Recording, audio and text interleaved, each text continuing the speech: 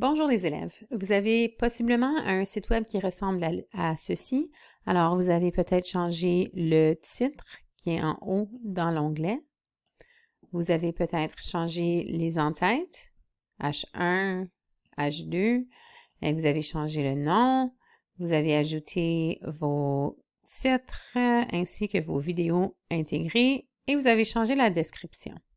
N'oubliez pas aussi d'aller changer le nom au bas de la page. Donc, ça ne devrait pas dire Madame Bernatchez, ça devrait dire votre nom et puis vous pouvez choisir n'importe quel lien ou même enlever le lien si vous voulez. Aujourd'hui, on va regarder comment on fait pour, premièrement, changer cette image. Si on ouvre la même page mais avec bloc-notes, par exemple ici, on voit le code. Avant de vous montrer comment on change l'image, je veux vous montrer qu'on peut utiliser Notepad++ si vous voulez. Je veux juste vous montrer la différence. Donc, comme je vous avais montré l'autre fois, vous pouvez aller télécharger gratuitement Notepad++ et vous pouvez l'installer sur vos ordi si vous voulez. Sinon, ça fonctionne très bien dans bloc-notes. Mais la différence, si j'ai ceci, si je l'ouvre, vous allez voir la différence. Alors, le code est juste plus facile à lire à cause qu'il y a de la couleur. OK, donc il y a ça. Et aussi, vous pouvez, si par exemple, je veux fermer tout ce qui est dans la balise head, on peut fermer ce qui est dans body et on voit ça. Puis on ouvre les choses qu'on veut au fur et à mesure. Donc, des fois, c'est plus facile. Tu peux fermer ce qui ne t'intéresse pas et puis aller regarder juste certaines parties de ton code. Donc, ça peut être plus facile pour vous de lire le code. Mais sinon, c'est pas grave, vous pouvez utiliser bloc-notes comme je vais montrer dans cette vidéo. Alors, juste un rappel, la balise pour une image, c'est IMG. Alors, si on recherche dans W3 School,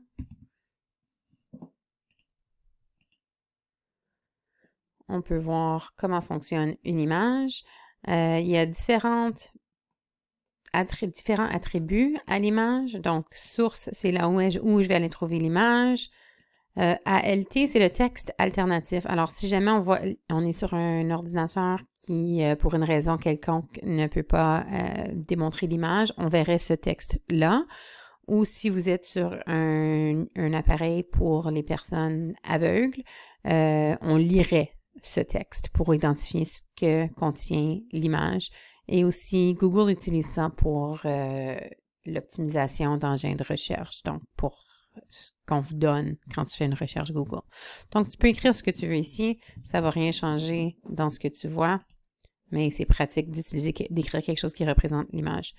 La largeur et la hauteur, vous pouvez le changer.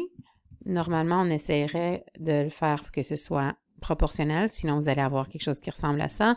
Et puis, normalement, tu veux toujours que ce soit plus petit que l'image originale parce que sinon, ça va avoir l'air pixelisé. Par exemple, si je fais 1000 ici et 1000 là, mais l'image originale, elle était 42 par 42, vous allez voir que c'est pixelisé.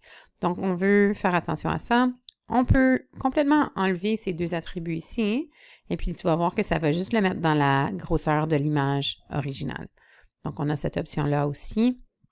Si on veut juste enlever complètement les attributs. Si on revient à notre bloc-notes et on fait une recherche, CTRL F pour IMG, qui est la balise d'image, on va trouver l'image dans notre code. Donc, si tu veux changer l'image, tu peux tout simplement aller changer ce qui était ici pour quelque chose que toi, tu voudrais mettre. Quand tu fais une recherche pour une image sur Google, comme vous savez, vous cliquez sur Image et puis vous pouvez aller sur Outils et cliquer sur Droit d'usage. Donc, ce serait important de choisir une image qui a des réutilisations autorisées. OK, donc si vous la modifiez, vous allez choisir ça. Donc, dépendamment de ce que vous voulez. OK, donc réutilisation autorisée. Et ensuite, on va trouver les images. Et vous pouvez choisir une image qui vous intéresse. Moi, j'aime faire clic droit, ouvrir l'image dans un nouvel onglet. Et ensuite, aller voir. OK, et puis on vérifie que dans le nom du fichier de l'image en haut ici. On veut vérifier que ça termine par soit .jpg, .png ou .gif. Donc, ce sont des formats acceptés pour le web. Il y en a possiblement d'autres, mais c'est ceux que je connais. Donc, on va prendre ici, c'est un JPEG. Donc, ça veut dire que c'est acceptable. Donc, je peux tout copier ce qu'il y avait ici. Copier et aller mettre ça dans le code. Ici. Je sauve, CTRL-S ou simplement enregistrer comme ça. Et on peut aller voir dans Chrome, rafraîchir, refresh ou actualiser, c'est-à-dire. Et maintenant, on voit l'image qu'on avait choisie. Si vous n'aimez pas cette option ovale, vous pouvez aller le changer dans le code.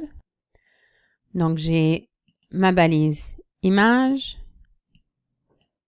J'ai la source de l'image. Ça, c'est mon deuxième attribut dans ma balise. Ensuite, je donne la largeur. En fait, ici, la largeur est à 25% de l'image originale. Vous pouvez mettre un pourcentage ou vous pouvez mettre un nombre de pixels. Si on ne met pas le symbole pourcentage, c'est le nombre de pixels. Voyons, j'ai de la misère. Donc, ici, si j'ai pas mis la hauteur, ça va être fait de façon proportionnelle. Donc, on peut juste mettre une de nos deux. Ici, c'est là où est-ce que... Ça, c'est... Quand tu vois quelque chose qui dit class, ça, c'est avec le CSS, Cascading Style Sheets. On en a parlé brièvement, mais on va voir ça plus tard dans une autre vidéo. Mais vous pouvez supprimer ça tout simplement.